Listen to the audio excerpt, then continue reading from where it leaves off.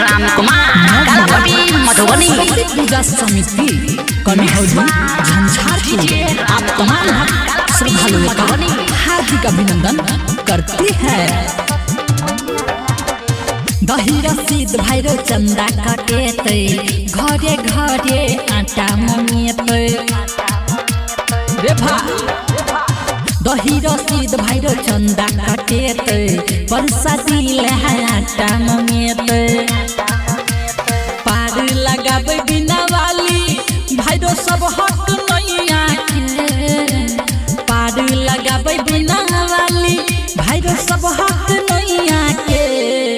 करे स्कूल पर चलना पूजा अपना सरस्वती मैया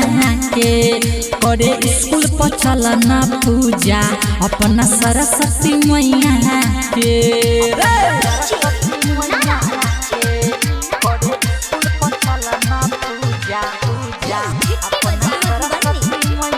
रूपम रिकॉर्डिंग स्टूडियो जीवा चौक मधुबनी। दू गो डीजे लगेबै कमाल के अपने हाथे सजेबै पंडाल के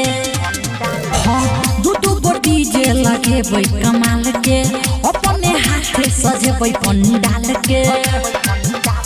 करिहन तू रे मिस एहन शुभ समय के भाई रे नई गमई है एहन शुभ समय के चले स्कूल पकड़ेला पूजा अपना सरस्वती मैया के करे स्कूल पर चलना पूजा अपना सरस्वती मैया के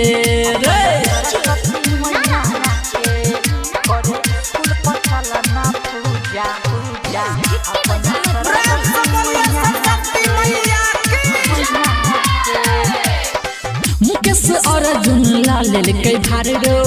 आज सोनू तू संहार रो हाँ रोशन मारू लाल के भार रो पंडित जी के देछना संहार रो भजन गबहिला बजेबै हम रूपम गबैया के भजन गबहिला बजेबै भाई रूपम गबैया के करे स्कूल पर चलना पूजा अपना बिना वाली मैया के करे स्कूल पर चलना पूजा